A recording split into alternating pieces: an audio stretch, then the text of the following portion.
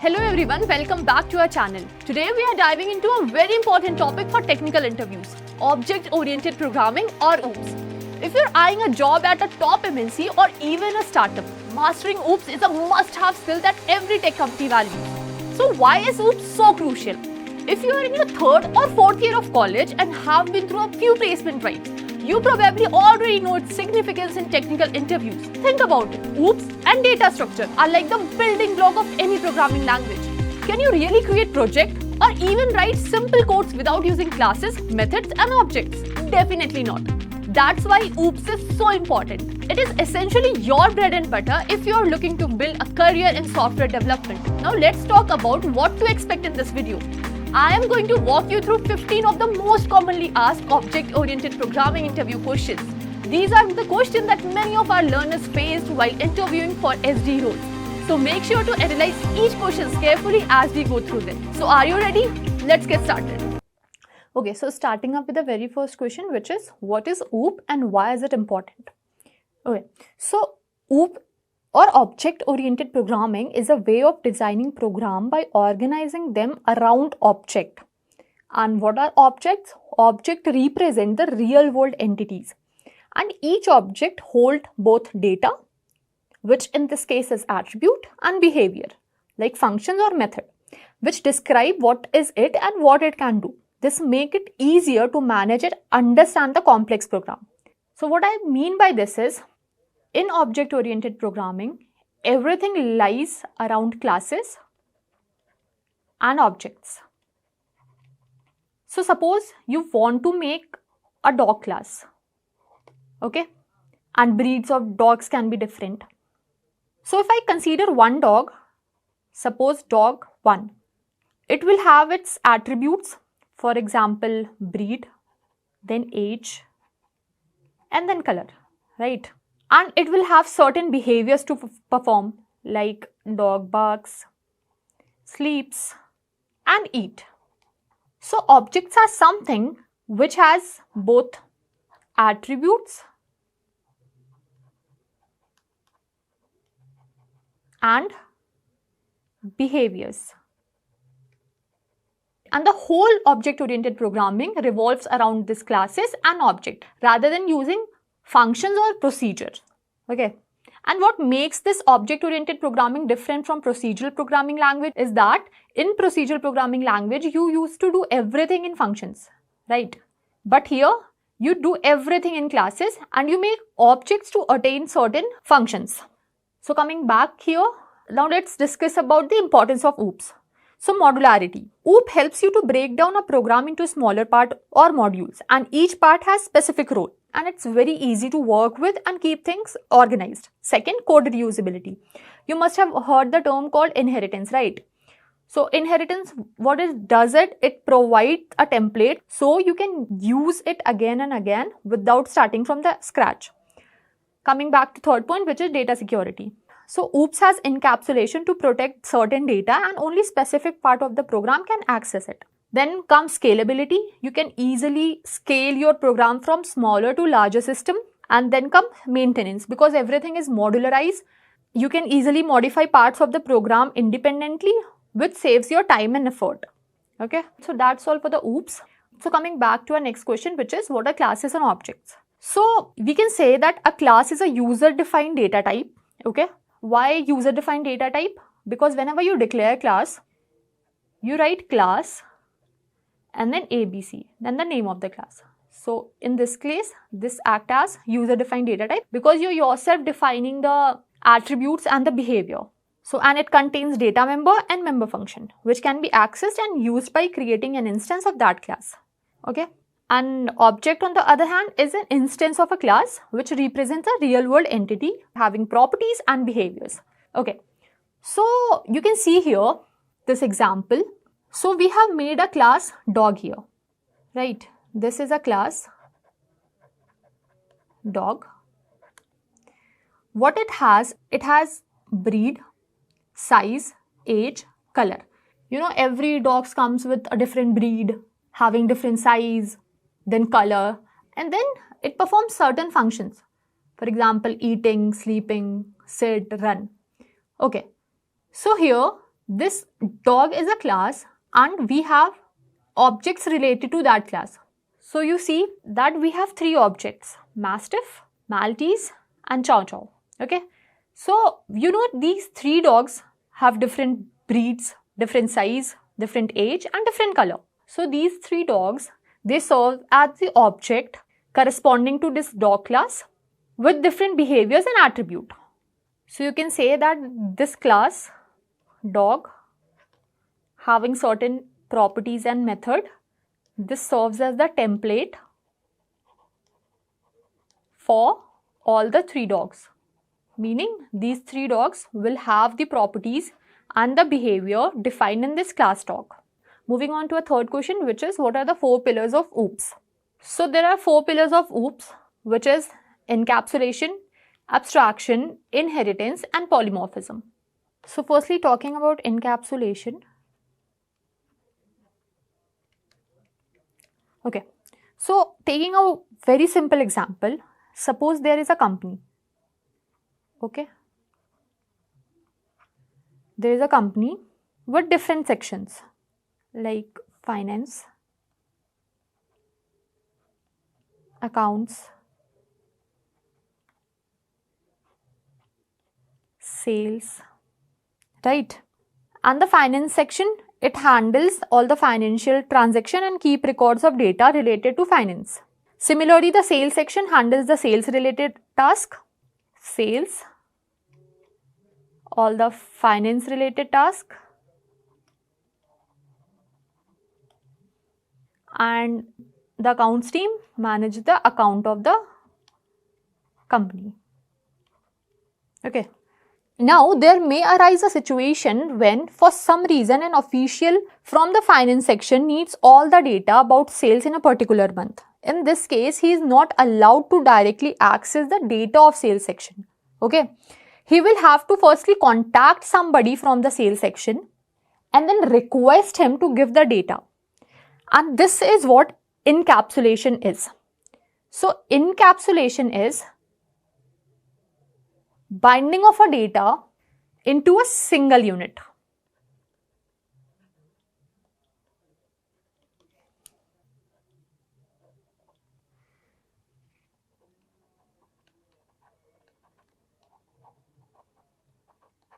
So, the variables or data of a class are hidden from any other class and can be accessed only through any member function of that respective class. And in encapsulation, the data in a class is hidden from other classes, which is also known as data hiding. So, it has provided the security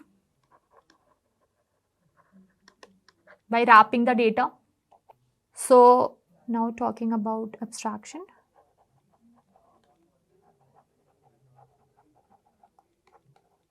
So, abstraction, the funda is very clear. Show what is needed and hide the rest. So, you must have used cars or bikes, right? So, do you really know what are the things going inside the bonnet of a car or how the engines are functioning? No, right? You only know that pressing the accelerator will increase the speed of the car or applying the brake will stop the car. But you don't know how the pressing accelerator, the speed is increasing and any other inner mechanism. Okay. That is what data abstraction. So, it is one of the most essential and important features of object-oriented programming, which refers to providing only essential information about the data to the outside world, hiding the inner details. So, moving on with inheritance. Okay, so inheritance, it refers passing down the traits and abilities.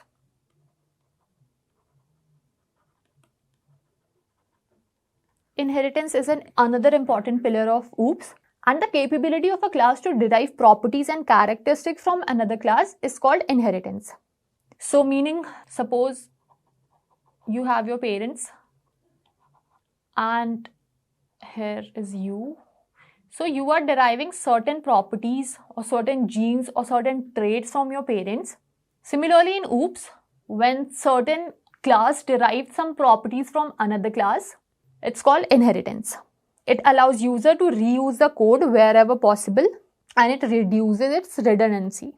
Talking about polymorphism. So Polymorphism is simple, adapt and respond in multiple forms. So the word itself says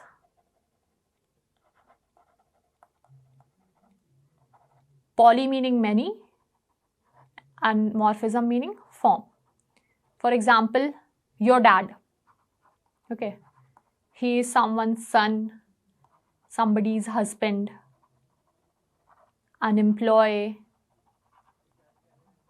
So he at one time is performing multiple actions. So the same person possesses different behavior in different situation. That is the case of polymorphism. So the ability of a function to perform in a different manner under different circumstances is called polymorphism. So that's all for the 4 pillars of OOPS.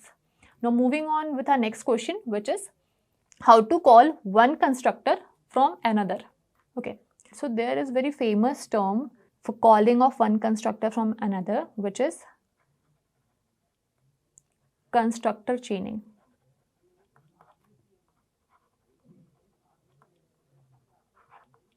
Okay, so imagine you are at a party and you just walked in. So instead of talking to everybody at once, you decide to greet one friend. So suppose there is this person A, he goes to a party wherein a lot of person is there, wherein a lot of person are there.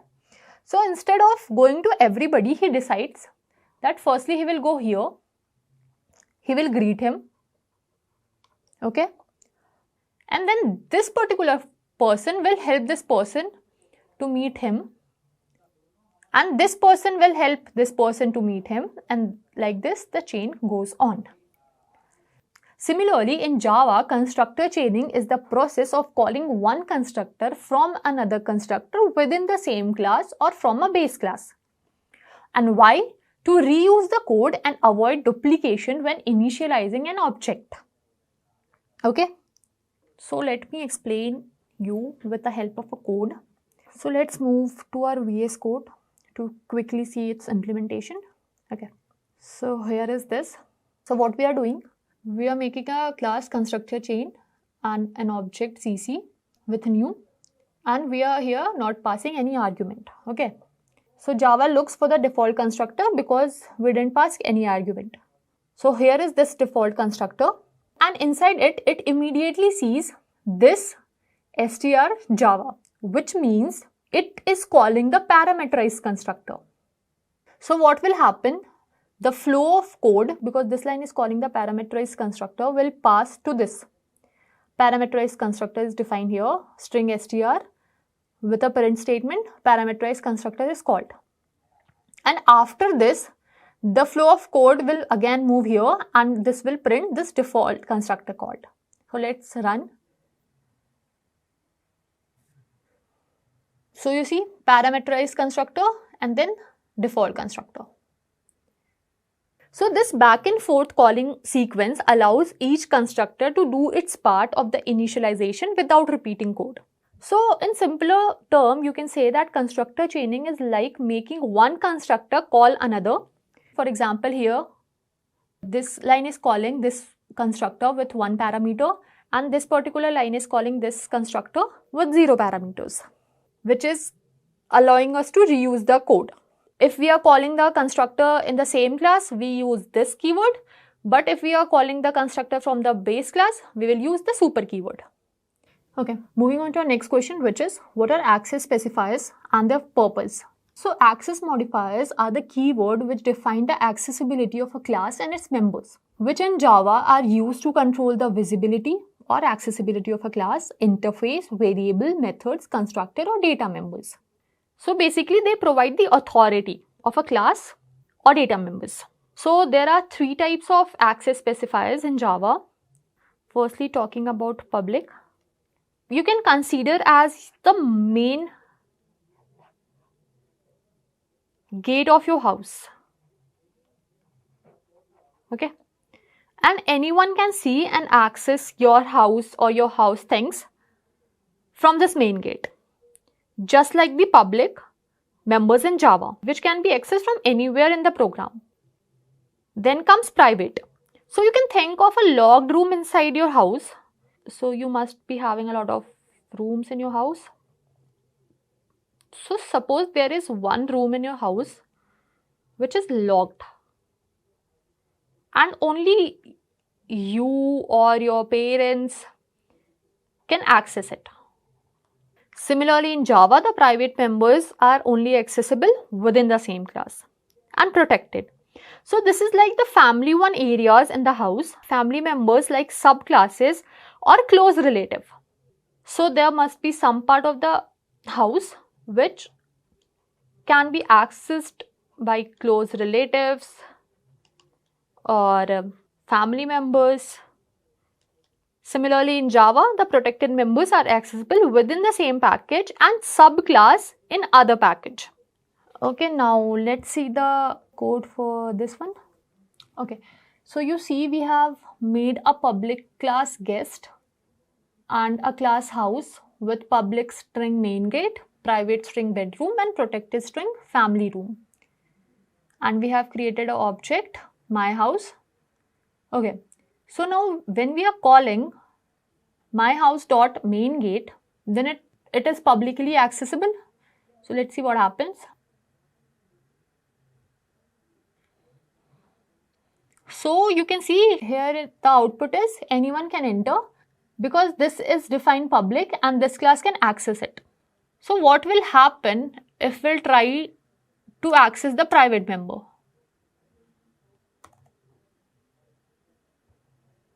Let's see.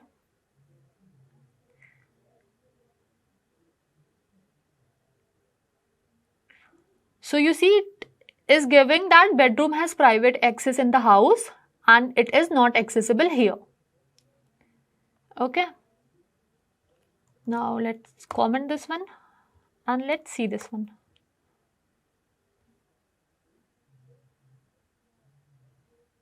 So you see we have defined this protected string family room and when we are calling it, it's printing that accessible within package or by any subclass.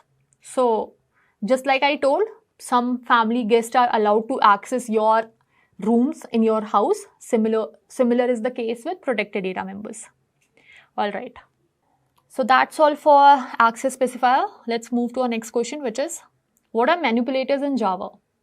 So manipulators are the method or function that helps to change the state of an object. What I mean by this is, consider you have a car, okay? And think about all the things you need to do to keep it running, like changing oil, okay? Then adjusting tire pressure or refilling the fuel to make sure that your car remains in a good position. So what we are doing by refilling fuel, changing oil or adjusting tire pressure, we are changing the car state in some way or other, like updating how much fuel it has or indicating that oil has been changed. So coming back to manipulators, so basically it means to modify the state or behavior of object, and they are not built-in features like C++, but they are used to change or manipulate object attributes, often via setters and other class. For example, if you people have used C++, and if you would have seen this or used this set base int, what is this? This is a direct manipulator function, which is used to set the library base field flag based on the argument specified as the parameter. Okay. So if you are using set base as 10, it will change the argument corresponding to base 10. In Java, we don't have directly these manipulators, but we do attain these things with the help of a function. Okay, so let's see the code for the same. You see here, we have a public car. This oil change firstly false, fuel level 0 and tire pressure 30. We have this method to change the oil. We have this method to refill the fuel. We have this method to adjust the tire pressure. So what are all these methods? These methods are nothing but just the manipulator functions to alter the state of the car. So if I run this,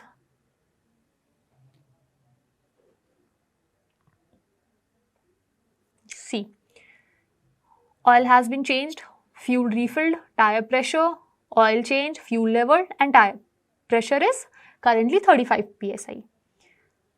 So through these functions, change oil, refill fuel, we are changing the state, which is what manipulators. So moving on to our next question, which is what is difference between deep copy and shallow copy? Okay, to explain this, firstly let's talk about shallow copy. So suppose this is person A and this is person B, and this is a common cupboard which A and B are using. Okay, and if this person A opens the locker and puts his book inside, person B will be able to see because they are sharing that single locker. So in terms of object-oriented programming, a shallow copy is when two references, reference 1 and reference 2, point to a single memory location. Okay, and if one reference change the content, both reference see the changes because there is only one actual object in the memory. On the other hand, if you are talking about deep copy, so suppose this person A and this person B, they have their separate piggy banks, and if person A is putting his money in his piggy bank, person B will not be able to see what money or what amount of money is left in his piggy bank, and vice versa is also true. So new memory is allocated and each object has its own independent reference, right? So let's move ahead to see the code of deep copy and shallow copy. Okay, so let's see this example of shallow copy in Java. So here we have created a class ABC, and here we have created the object of that class ABC, object 1, and here we are copying the reference, not the value, which is shallow copy, that is ABC obj2 equals to obj1. And when we are changing obj2.x, we are updating the value of x using the reference variable object2 as 6. And when we are trying to print the value of object 1,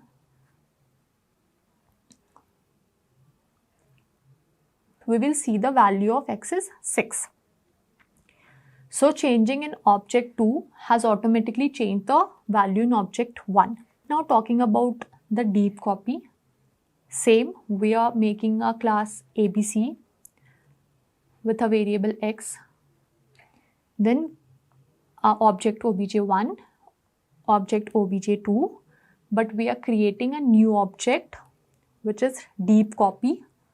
When we are updating the value of x in obj2 as 6, and when we are printing the value of x, let's see what happens.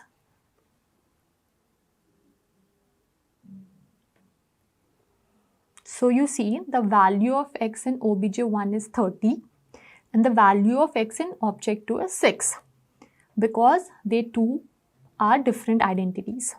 So moving on with our next question, which is what do you mean by abstract class and can we instantiate the abstract class?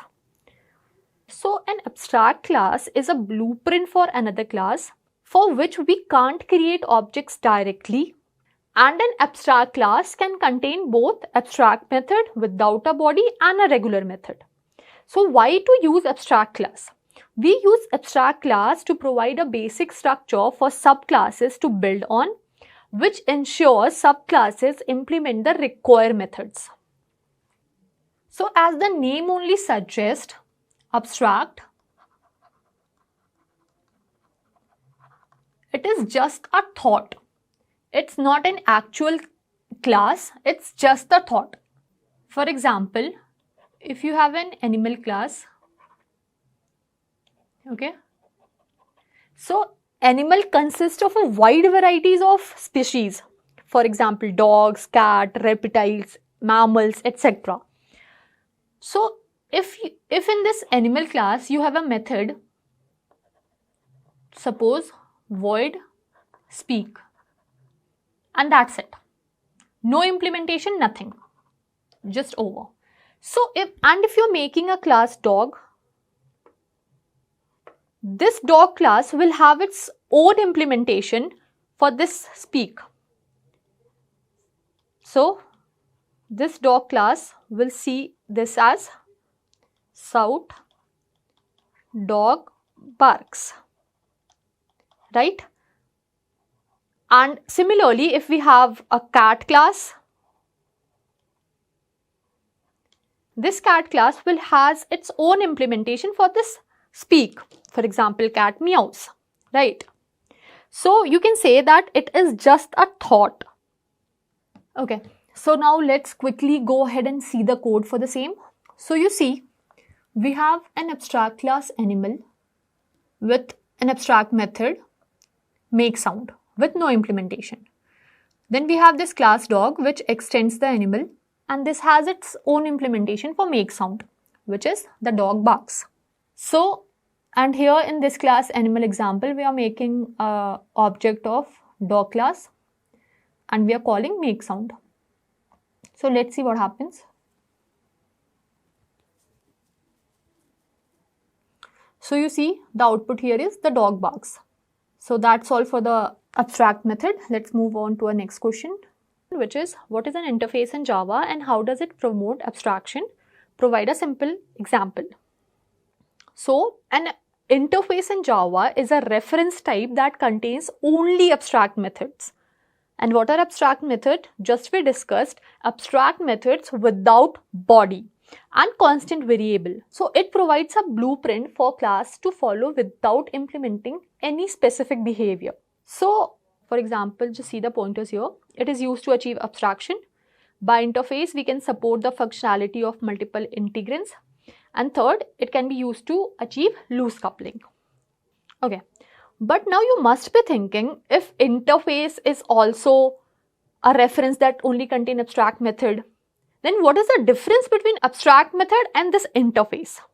Okay, so the major difference between this abstract method and interface is abstraction level. Okay, so this abstract methods, they have partial abstraction. What is the meaning of partial abstraction? Is they can have both abstract method and concrete methods. But in case of interface,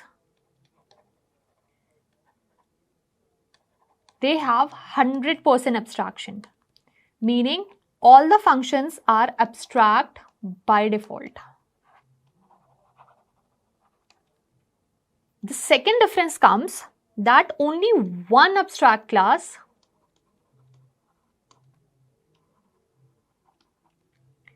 can be extended. So only one abstract class can be extended, and a class can implement multiple interfaces. Okay, so let's quickly see the coding implementation for the same. Okay, so you see this is abstract class animal with abstract method void make sound and a concrete method with a definition sleep, animal is sleeping. So firstly, this is the interface with one abstract method play. Then there is a second interface with one abstract method greet. When we are making a class dog and extending the animal which implements pet and friendly. So you see this class dog extend the abstract method and implements both pet and friendly interfaces, meaning it can implement multiple interfaces. And when this dog is giving its own implementation, void make sound as dog barks, and own implementation for this play, dog is playing, and for the greet also, dog greets you. So let's see what happens. So when this my dog dot make sound is called, then an abstract method from animal is called. When my dog dot sleep is called, concrete method from animal is called. And then when my dog dot play is called, then dog is playing, method from pet interface is called, and same for the greet, method from friendly interface is called. So this is all for the interface. So let's move to our next question, which is discuss about exception handling in Java. So the exception handling in Java is one of the very powerful mechanism to handle the runtime errors, so the normal flow of the application can be maintained. So what are exception? So exception is an event that disrupts the normal flow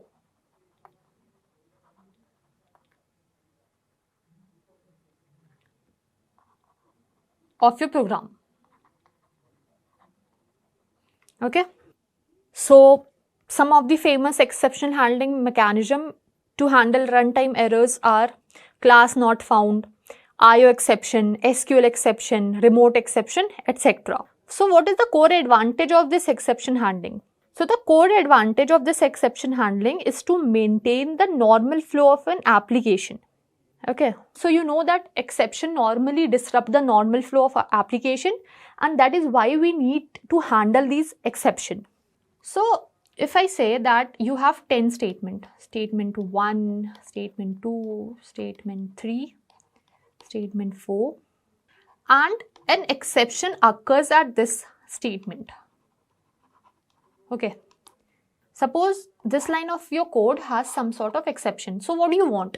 Do you want your code to stop here, or you want a block of code to handle this exception and rest of the code should run? Of course. So however, when we perform exception handling, the rest of the statement will be run 6, 7, 8, 9, 10.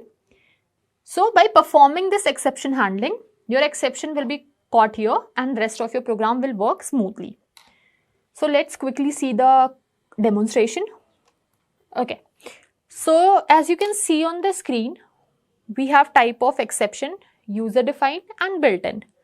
So built-in exception consists of checked exception and unchecked exception. And so how is exception handling achieved? So for that we have 4 keywords in Java. Try block. So try block is something, the part of code that may throw an exception. Catch block, it handles the exception that has occurred in try block. Finally block, it executes the codes regardless of whether an exception occurred, and then throw keyword, which manually triggers an exception in the code. So let's see the code. So we have this public class Java exception example. We have this try block. So this part of your code can raise some exception. For example, if you are putting in data equals to 100 divided by 0, you know that anything divided by 0 will give an error. So the catch block will catch that error and then the rest of the code will be executed. So let's run the code.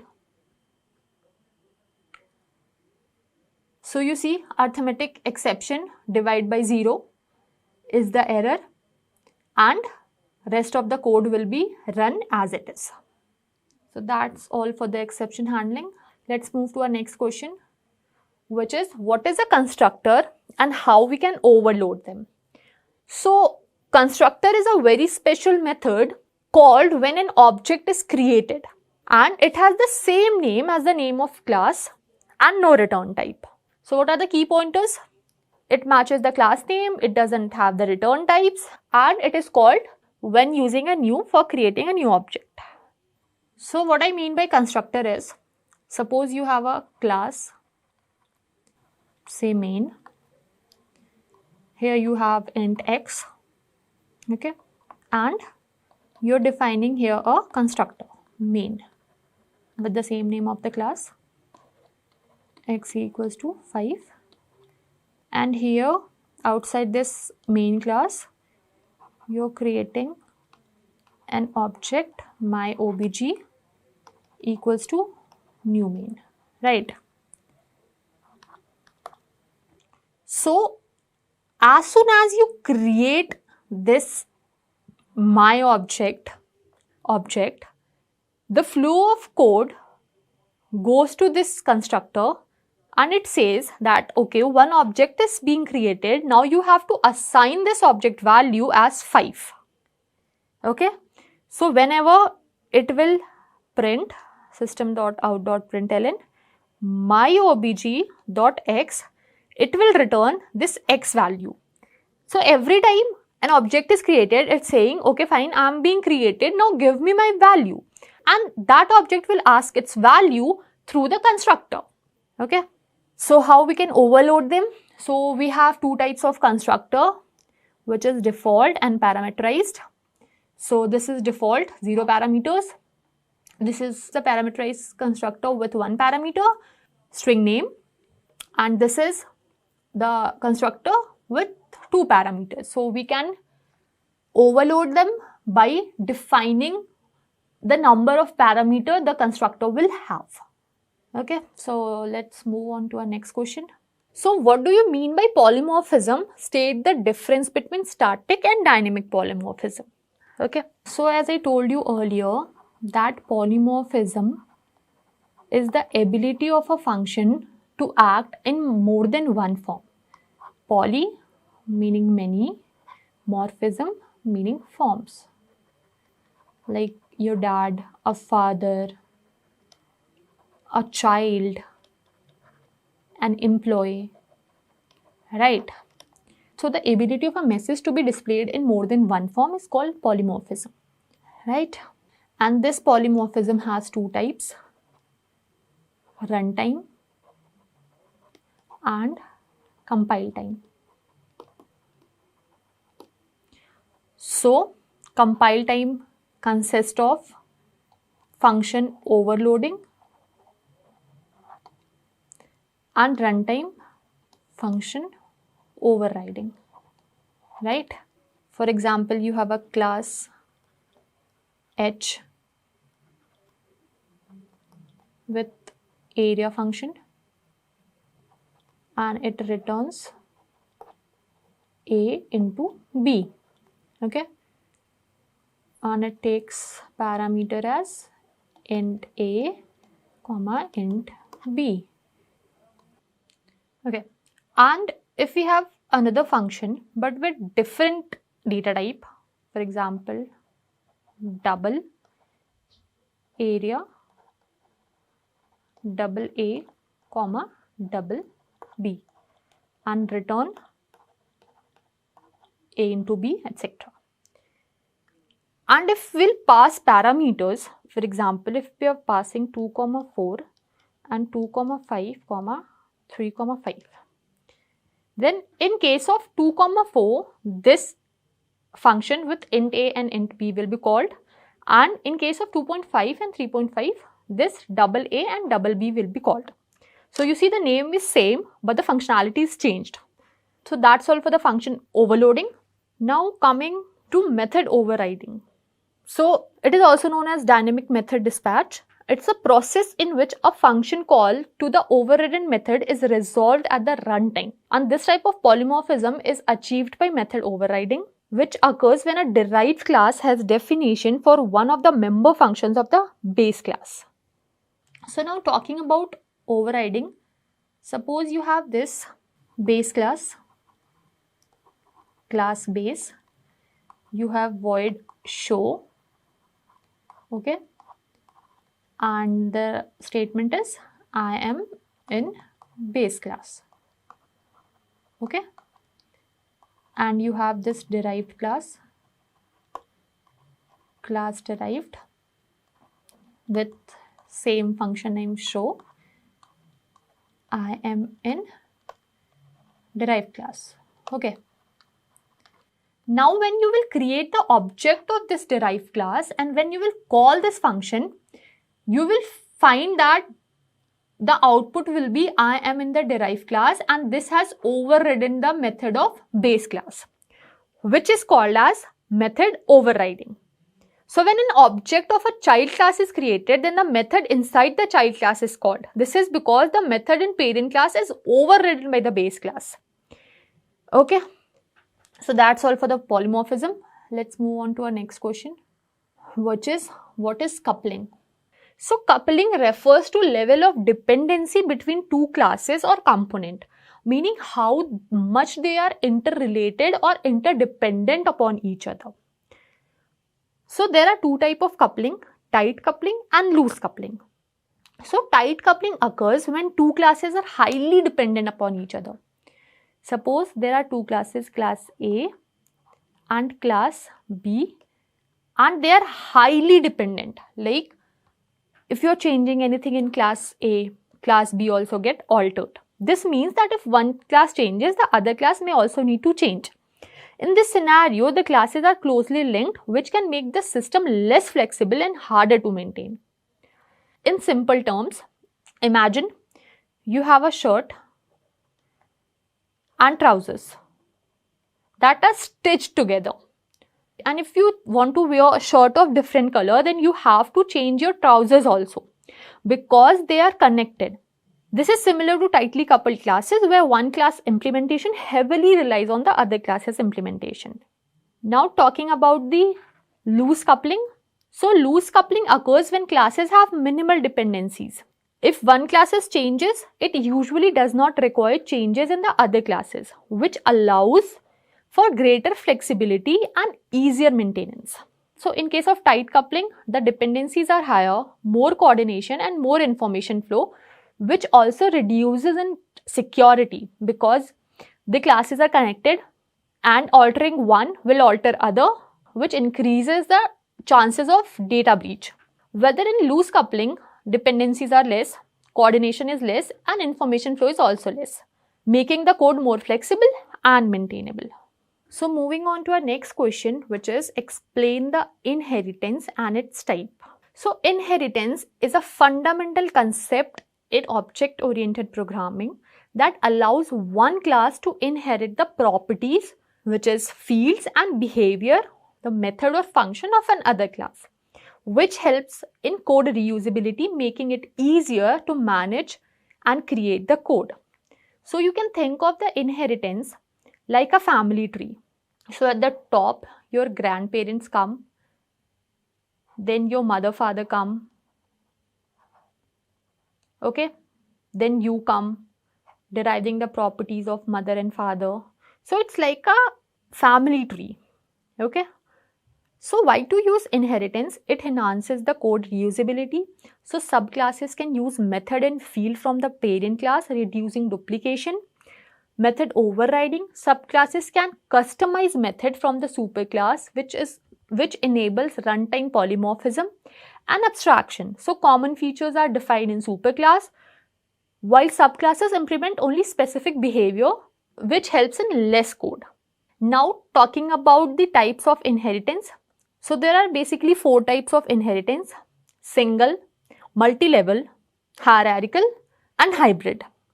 So talking about single inheritance, so there is one animal class and only one base class which is deriving from this animal class. Multi-level inheritance, there is an animal class, then there is a mammal class and then there is child class. So mammal class is deriving from animal class and this child class is deriving from mammal class. So here you can see the code on the screen. We have a class animal with a function eat, and it is giving a print statement as animal eats. Then we have a class dog which is extending this animal, which has its implementation system.out.println dog bar. So you see that only one derived class is there which is deriving from the base class. Now talking about multi-level, so you see this animal class is there, then dog class is extending animal, and there is then a puppy class which is again extending the dog class. So you see animal, then dog, then puppy. So properties of animals are being inherited by dog and properties of dogs are being inherited by puppy class. So that was multi-level inheritance. Now let's see hierarchical inheritance. In hierarchical inheritance, multiple classes, for example, you see this dog class and this cat class is inheriting from this one single animal class. And multiple inheritance is when the same dog class is inheriting from more than one classes. For example, can run and can bark. These two are interfaces and this is deriving from that. So you see the code for hierarchical inheritance is, we have a class animal and a eat function. We have a class dog which is extending animal, and we have a class cat which is extending animal. So animal inherited by dog and same by cat. So this is called hierarchy. So you see a specific hierarchy is being followed here. So that's all for the inheritance. Let's move on to our next question, which is explain virtual keyword. So the keyword virtual is not used in defining a virtual function in Java, but as we are learning OOPS concept, there is an important concept in object-oriented programming which is known as virtual keyword. So what happens? Suppose you have a class A and class B and class C, they both are inheriting a property of class A, okay? And suppose you have a class D again, you are inheriting the property of class B and class C. Now, when you are inheriting D from B, you are inheriting B's A and then you are inheriting C's A, okay? Which leads to ambiguity because you don't know which instance you have copied from for class D, okay? And to resolve this ambiguity, something known as virtual comes into picture, which ensures that only one instance of A in D is there, preventing duplication. So we'll see a code for the same, but before we jump into the coding demonstration, the problem here arises is diamond problem, okay? Because there is class A, there is class B, there is this class C, and then there is class D, okay?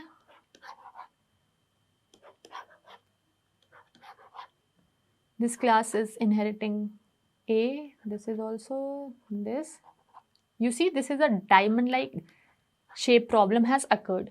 So interviewer can directly ask you what is a diamond problem in OOPS. So don't get confused. This same thing is called the diamond problem also. Now let's see the coding demonstration. So I have made this virtual file in C++ because C++ directly uses virtual keyword. Okay. So we have this class animal with void sound. We have this class dog which is publicly inheriting animal with again the sound implementation. This cat class also with sound implementation. And then we have this pet class which is deriving both dog and cat. So you see, the pet should not get confused that which sound it is calling, so that it is virtually inheriting. You see, this dog is virtually inheriting the animal, the cat is virtually inheriting the animal, so that two instance doesn't get created.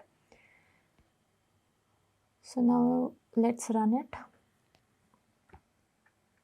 See, dog barks, cat meows, and animal makes a sound.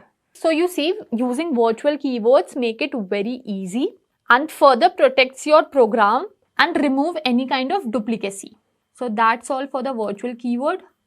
So if you have liked this video, kindly hit both the like and subscribe button for Intellipaat's YouTube channel. Thank you and see you in the next video.